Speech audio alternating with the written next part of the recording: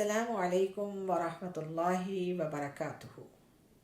रमज़ान मुबारक 2026 रमज़ान के महीने के बयानात के सिलसिले का आज 7वां बयान है। किताब का नाम है सुआलुल क़ब्र रहलतुन इलल आलमिल आखिर और इसके मुसन्निफ हैं इमाम गज़्ज़ाली रहिमहुल्लाहु ताला। आज सबसे पहले बयान में गुफ्तगू है कि क़रीबुल मर्ग इंसान के लिए मुस्तहब अहवाल और अमाल क्या हैं। तो जैसा कि आप सब जानते हैं कि जो शख्स क़रीबुल मर्ग हो, बेहतरीन बात यह है कि उसके ज़ाहिरी अज़ा जो हैं वो साकिन रहें और उसकी ज़ुबान हरकत में हो। ज़ुबान हरकत में हो कि वो ज़ुबान से कलमा तय्यबा ला इलाहा इल्लल्लाहु पढ़े और उसके दिल की कैफियत ये हो कि वो अल्लाह ताला से अच्छा गुमान रखे हुए हो, यानी तमाम एज़ा साकिन हैं, सिर्फ दो एज़ा जो हैं वो मसरूफ़ हो। एक ज़ुबान जो कलमा तय्यबा का विर्द कर रही हो और दूसरे दिल जिसमें सिर्फ और सिर्फ अल्लाह ताला की याद और अल्लाह ताला के साथ अच्छा गुमान मौजूद हो। यहाँ एक चीज़ मैं वाज़ेह कर दूँ कि बाज़ औक़ात लोग ये सवाल पूछते हैं कि क्या मरने वाले को ला इलाहा इल्लल्लाहु मुहम्मदुर रसूलुल्लाह ये पूरा पढ़ना है या सिर्फ ला इलाहा इल्लल्लाह पढ़ना है। तो सुन लीजिए, जो मौत की कैफियत है ये बड़ी सख्त कैफियत है और इसमें सिर्फ ला इलाहा इल्लल्लाह पढ़ने की तलक़ीन आई है। अगर ला इलाहा इल्लल्लाह पर यकीन होगा तो मुहम्मदुर रसूलुल्लाह खुद ही इसमें शामिल हो जाएगा। इर्द गिर्द जो लोग मौजूद हों वो कलमा तय्यबा पढ़ें और जो करीबुल मर्ग शख्स है उसको तलक़ीन करें, लेकिन ऐसी तलक़ीन ना करें कि वो तंगी में आ जाए, क्योंकि मौत की कैफियत बहुत शिद्दत की कैफियत है, इसमें बहुत सख्ती है। लेकिन जो इर्द गिर्द लोग हैं वो याद दहानी के लिए कलमा तय्यबा का विर्द करते रहें। जहाँ तक क़रीबुल मर्ग शख्स की ज़ाहिरी सूरत का ताल्लुक़ है तो इसके मुताल्लिक़ आप सल्लल्लाहु अलैहि वसल्लम से मरवी है, आपने फरमाया, तुम 3 उमूर के सिलसिले में क़रीबुल मर्ग इंसान पर गहरी नज़र रखो। जब उसकी पेशानी पर पसीना आ जाए, उसकी आँखों से आंसू जारी हों और होंठ खुश्क हो जाएं, तो ये अल्लाह ताला की रहमत की अलामत है जो उस पर नाजिल हो चुकी है। और जब इंसान का गला घूंटे हुए आदमी की तरह खराटे ले, उसका रंग सुर्ख हो और दोनों होंठ मटियाले हो जाएं, तो ये अल्लाह ताला के अज़ाब की निशानी है जो उस पर नाजिल हो चुका है। यहाँ इस बात को भी समझ लीजिए कि बाज़ औक़ात जो क़रीबुल मर्ग शख्स है वो कलमा तय्यबा का विर्द कर रहा होता है, लेकिन हो सकता है कि जो लोग इर्द गिर्द मौजूद हों उनको इसका इल्म ना हो। हज़रत अबू हुरैरा रज़ियल्लाहु अन्हु फरमाते हैं कि मैंने रसूल खुदा सल्लल्लाहु अलैहि वसल्लम को फरमाते हुए सुना है कि एक मरने वाले आदमी के पास मलकुल मौत आए और मलकुल मौत ने उस शख्स के दिल में गौर से देखा, लेकिन उसके दिल में कोई चीज़ नज़र न आई। फिर मलकुल मौत ने उसके जबड़ों को खोला तो उसकी ज़ुबान का किनारा तालू के साथ लगा हुआ पाया और वो ला इलाहा इल्लल्लाह पढ़ रहा था। चुनाचे उस आदमी की इस कलमा इखलास के सबब मग़फ़िरत हो गई। एक सवाल अक्सर लोग पूछते हैं और ये सवाल इस हवाले से है कि जो मलकुल मौत हैं वो कितने लोगों की एक वक्त में रूह निकालते हैं, क्योंकि कितनी ही मौतें एक वक्त में दुनिया में वाक़ हो रही होती हैं। इस सिलसिले में इमाम गज़्ज़ाली रहिमहुल्लाह ताला ने अपनी इस किताब में तहरीर फरमाया है। हज़रत आयशा बिन असलम रहिमहुल्लाह ताला फरमाते हैं कि हज़रत इब्राहीम अलैहिस्सलाम ने मलकुल मौत से दरियाफ़त फरमाया کہ اے ملک الموت، جب کوئی انسان مشرق میں ہو اور کوئی مغرب میں ہو، ساتھ ہی کسی علاقے میں وبا پھیل جائے اور اس کے ساتھ ساتھ دو لشکر ایک دوسرے کے ساتھ جنگ میں لگ جائیں، تو پھر آپ کیا کرتے ہیں؟ یعنی آپ دور دور جگہوں پر موجود انسانوں کی روح کیسے قبض کرتے ہیں؟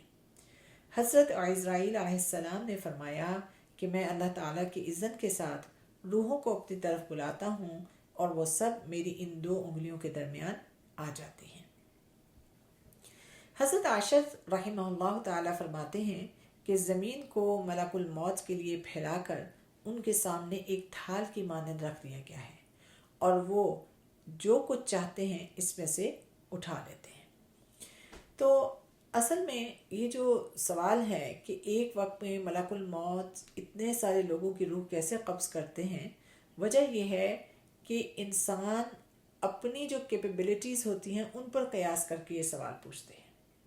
حضرت عزرائیل علیہ السلام کو اللہ تعالیٰ نے کیا کیپیبلٹیز دی ہیں ان کا ہمیں علم نہیں ہے، ہمیں صرف اس چیز کا علم ہے کہ جو ہمیں قرآن اور حدیث شریف سے پتہ چلتا ہے، اور وہ یہ کہ ہر مرنے والے کی روح کو ملک الموت قبض کرتے ہیں۔ یہاں پر امام غزالی رحمہ اللہ تعالی نے تنبیہ کے لیے کچھ واقعات نقل فرمائے ہیں۔ حضرت وہب بن منبہ یمانی رحمہ اللہ تعالی فرماتے ہیں کہ گزشتہ زمانے کے بادشاہوں میں ایک بادشاہ تھا، اس نے کسی ملک کی طرف جانے کا ارادہ کیا۔ اس نے اعلیٰ قسم کے کپڑے منگوائے تاکہ پہنے، لیکن اس کو کپڑے پسند نہیں آئے۔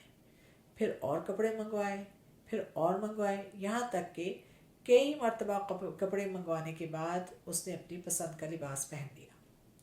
اسی طرح اس نے ایک سواری منگوائی، سواری حاضر کی گئی، لیکن اسے وہ سواری پسند نہیں آئی، یہاں تک کہ ایک ایک کر کے کئی سواریاں اس کی خدمت میں پیش کی گئیں اور وہ سب سے خوبصورت سواری پر سوار ہو گیا۔ یعنی بادشاہ تھا، اور یہ پرانے دور کی کہانی ہے، تو بادشاہ تھا اور لباس بھی بڑی مشکل سے پسند آیا، سواریاں بھی بہترین لائی گئی اور بڑی مشکل سے ایک سواری پسند آئی۔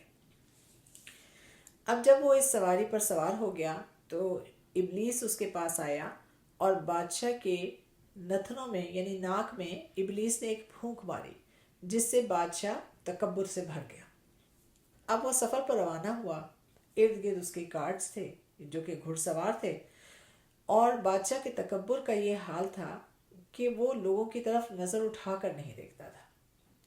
اچانک بادشاہ کی جو گھڑ سواری تھی، سامنے ایک شخص آ گیا جس کے کپڑے بوسیدہ اور پھٹے ہوئے تھے، اور اس شخص نے بادشاہ کی سواری گزر رہی تھی، اس سے سلام کیا۔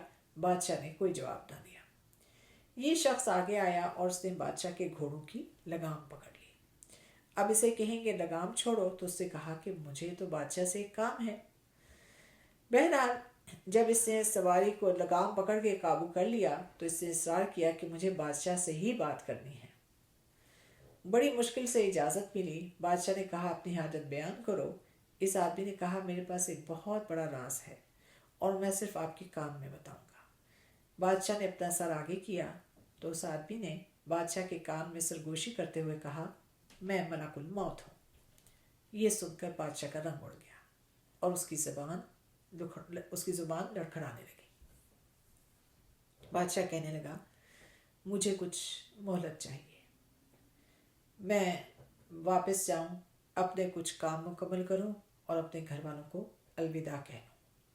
ملک الموت نے کہا نہیں، اللہ کی قسم تو کبھی بھی اپنے اہل خانہ اور اپنے مال بتا کو نہیں دیکھ سکے گا۔ اور ساتھ ہی ملک الموت نے اس کی روح کو قبض کر لیا اور بادشاہ ایک لکڑی کی طرح نیچے گر پڑا۔ پھر ملک الموت آگے بڑھے اور اسی حالت میں ایک مومن بندے سے ملاقات کی اور اسے سلام کیا۔ اس مومن نے ملک الموت کے سلام کا جواب دیا۔ ملک الموت نے اسے کہا مجھے آپ سے ایک ضروری کام ہے جو میں آپ کے کان میں بتاؤں گا۔ اس مومن بندے نے کہا کہ بتائیے۔ ملک الموت نے سرگوشی کرتے ہوئے کہا میں ملک الموت ہوں۔ مومن نے کہا آپ کا آنا مبارک ہو، میں تو عرصہ دراز سے آپ کا انتظار کر رہا ہوں۔ اللہ کی قسم روئے زمین میں کسی غائب کی ملاقات مجھے آپ کی ملاقات سے زیادہ پسندیدہ نہیں ہے۔ ملک الموت نے کہا آپ جس کام کے لیے گھر سے نکلے ہیں وہ آپ مکمل کر لیں۔ اس مومن نے کہا میرے نزدیک اللہ تعالیٰ کی ملاقات سے زیادہ بڑی اور محبوب کوئی حاجت نہیں ہے۔ ملک الموت نے کہا آپ جس حال میں چاہتے ہیں میں اسی حال میں آپ کی روح قبض کروں گا۔ اس مومن نے کہا کیا آپ کو اس چیز کا اختیار حاصل ہے؟ ملک الموت نے فرمایا ہاں مجھے اسی طرح حکم دیا گیا۔ یعنی اللہ تعالیٰ نے ملک الموت کو اس ہدایت کے ساتھ بھیجا تھا کہ اس مومن بندے کو اس سے یہ پوچھ لیں۔ مومن بندے نے کہا کہ پھر آپ مجھے اتنی مہلت دیجیے کہ میں وضو کر کے نماز شروع کر لوں، اور جب میں سجدے میں سر رکھ لوں تو آپ سجدے کی حالت میں میری روح قبض کر لیجیے گا۔ چنانچہ ملک الموت نے سجدے کی حالت میں اس کی روح قبض کر لی۔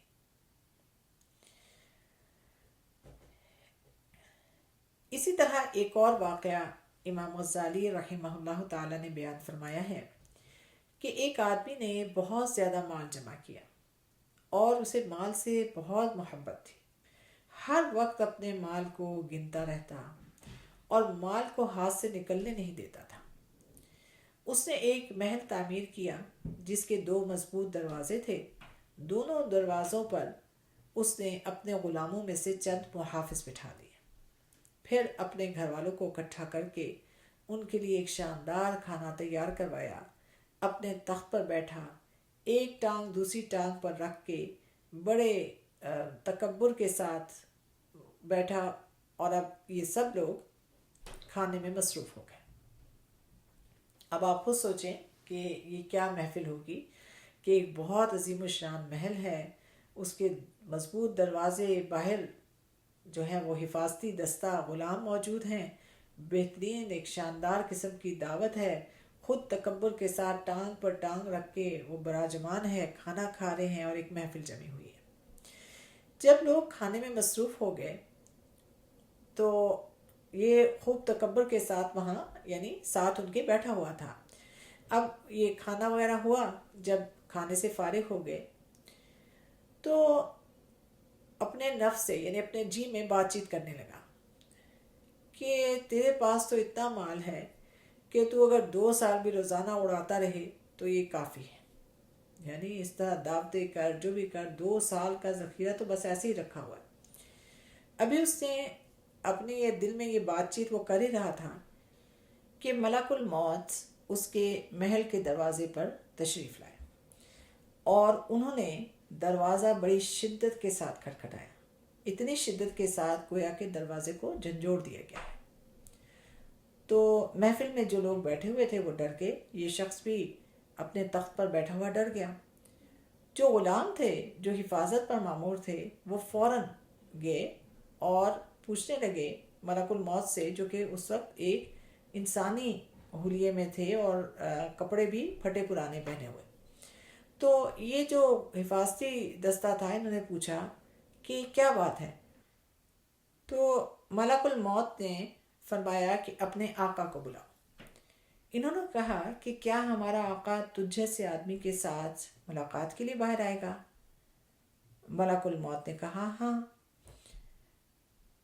اور ساتھ ہی ملک الموت نے فرمایا کہ تم اپنے آقا کو بتاؤ کہ میں ملک الموت ہوں۔ جب پہرے داروں نے یہ بات سنی تو ان پر روب طاری ہو گیا۔ پہرے دار اندر گئے اور انہوں نے اپنے آقا کو بتلایا کہ اس طرح سے باہر ایک شخص آیا جس نے دروازہ کھٹکھٹایا، ہم نے اس سے پوچھا تو اس نے ہمیں بتلایا ہے کہ وہ ملک الموت ہے۔ یہ بات سن کے ان کے آقا پر بھی مسکینی چھا گئی، اور اس نے کہا ملک الموت کے ساتھ نرمی سے بات کرو اور اس سے پوچھو کہ کیا تم ہمارے آقا کے بدلے کسی دوسرے کو لے لو گے؟ یہ سن کر ملک الموت اندر داخل ہو گئے اور فرمایا اپنے مال و متاع میں جو کچھ کرنا چاہتے ہو کر لو، میں تمہاری روح نکالے بغیر یہاں سے باہر نہیں جاؤں گا۔ چنانچہ اس نے اپنے مال کے متعلق حکم دیا اور اس کا سارا مال اس کے سامنے رکھ دیا گیا۔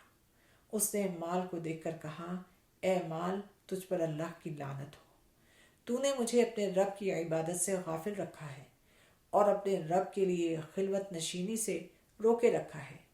اللہ تعالیٰ نے فوراً مال کو قوت گویائی عطا فرمائی اور اس مال نے کہا تو مجھے کیوں گالی دیتا ہے؟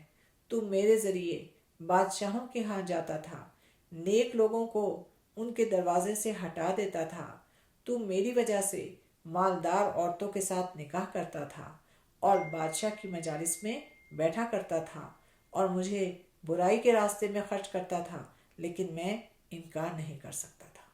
حالانکہ اگر تو مجھے بھلائی کے راستے میں خرچ کرتا تو میں تجھے نفع دیتا۔ اے ابن آدم، تجھے مٹی سے پیدا کیا گیا ہے، تجھے نیکی کرنے کا بھی اختیار ہے اور گناہ کرنے کا بھی اختیار ہے۔ پھر ملک الموت نے اس کی روح قبض کر لی اور وہ نیچے گر پڑا۔ یہ چند قصے ہیں جو امام غزالی رحمہ اللہ تعالی نے اپنی کتاب میں نقل فرمائے ہیں، اور یہ سب عبرت کا سامان ہے۔ اللہ رب العزت ہم سب کو اس بات کی توفیق عطا فرمائیں کہ ہم اپنے شب و روز میں آخرت کو نہ بھولیں۔ اللہم حبن علینا سکرات الموت۔ آپ سب سے درخواست ہے کہ اس مبارک مہینے میں مجھے اور میرے اہل خانہ کو اپنی دعاؤں میں یاد رکھیں۔ اس کے ساتھ ساتھ یہ بیانات سنیے اور کوشش کیجیے کہ ان بیانات کو آپ دوسروں کے ساتھ بھی شیئر کریں۔ یہ وہ صدقہ جاریہ ہے جو بڑی آسانی کے ساتھ آج ہم کما سکتے ہیں۔ جزاکم اللہ خیرا۔ السلام علیکم ورحمۃ اللہ وبرکاتہ۔